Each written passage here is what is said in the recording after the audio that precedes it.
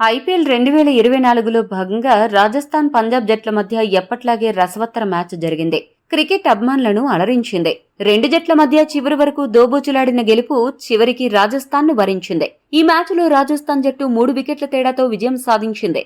ఇక రాజస్థాన్ గెలుపు కష్టమేమో అని అనుకుంటున్న తరుణంలో చివరి ఓవర్లో 10 పరుగులు చేయాల్సున్నప్పుడు హిట్మేయర్ సూపర్ హిట్టింగ్ తో సిక్సర్లు బాదడంతో పంజాబ్ పరారు అయింది.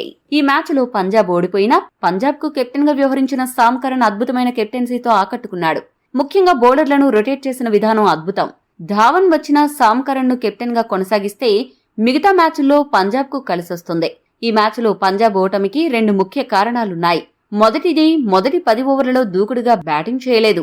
దీంతో మంచి స్కోరు సాధించలేకపోయింది. దీనికి తోడు రెండవ ఇన్నింగ్స్ సమయంలో కీలక సమయంలో క్యాచ్లను జారవిడవడం కూడా పంజాబ్ కొంప ముంచింది. పంజాబ్ జట్టు పర్ఫార్మెన్స్ చూస్తుంటే ఈ ఏడాది కూడా టాప్ 4 కు వెళ్లేలా కనపడ్డం లేదు. ఈ మ్యాచ్ హైలైట్స్ విషయానికొస్తే టాస్ గెలిచిన రాజస్థాన్ రాయల్స్ జట్టు మొదట బౌలింగ్ చేయాలని నిశ్చయించుకుంది. ఆ జట్టు తీసుకున్న నిర్ణయాన్ని స్వాగతిస్తూ రాజస్థాన్ బౌలర్లు పంజాబ్ బ్యాట్స్మన్ కు చుక్కలు చూపించారు. పంజాబ్ బౌలర్ల దెబ్బకు పంజాబ్ బ్యాటింగ్ ఆర్డర్ అతలాకుతలమైంది. శిఖర్ ధావన్ ఈ మ్యాచ్లో గాయం కారణంగా తప్పుకోవడంతో పంజాబ్ ఓపెనర్లుగా అథర్వ టైడ్, జానీ బేర్స్టో ఓపెనర్లుగా దిగారు. ఇద్దరు చెరొక 15 పరుగులు చేసి మమా అని మడతెట్టేశారు.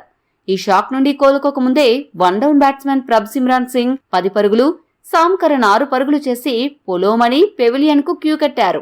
దీంతో పంజాబ్ జట్టు 52 పరుగులకే 4 వికెట్లు కోల్పోయింది. అసలు పంజాబ్ బ్యాట్స్మన్ 100 పరుగుల స్కోర్ అయినా అందుకుంటుందా అని పంజాబ్ అభిమానులు మదన పడుతుంటే జితేష్ శర్మ 24 బంతుల్లో 29 పరుగులు, లివింగ్స్టన్ 14 బంతుల్లో 21 పరుగులు చేసి పంజాబ్ ను కొద్దిగా ఆదుకునే ప్రయత్నం చేశారు. స్కోరును 120 పరుగుల మార్కు దాటించారు. ఈ మ్యాచ్లో సంజు శాంసన్ చేసిన కళ్లు చెదిరే రనౌట్ కారణంగా లివింగ్స్టన్ అవుట్ అయ్యాడు. ఈ మధ్యకాలంలో ఒక కీపర్ చేసిన బెస్ట్ రనౌట్ ఇదే అనే స్థాయిలో సంజు తన కీపింగ్ స్కిల్స్ చూపించి అరిపించాడు. ధోనీలాగా వైద్యగా చేసిన ఈ రన్ సెన్సేషన్ గా మారింది. ప్రస్తుతం ఇందుకు సంబంధించిన వీడియో సామాజిక మాధ్యమాల్లో వైరల్ గా మారింది. సంజుపై ప్రశంసల వర్షం కురుస్తోంది. మొన్నటి వరకు దుమ్ములేపిన శశాంక్ సింగ్ ఈ మ్యాచ్లో 9 బంతుల్లో 9 పరుగులు మాత్రమే చేసి పెవిలియన్ చేరాడు. ఇక ఈ సీజన్లో చివర్లో వచ్చి మెరుపులు మెరిపిస్తున్న అశుతోష్ శర్మ ఈ మ్యాచ్లో కూడా 16 బంతుల్లో 193 స్ట్రైక్ రేటుతో 3 సిక్సర్లు, 1 బౌండరీ సాయంతో 31 పరుగులు చేయడంతో పంజాబ్ జట్టు 20 ఓవర్లకు గాను 8 వికెట్లు నష్టపోయి 147 పరుగులు చేయగలిగింది.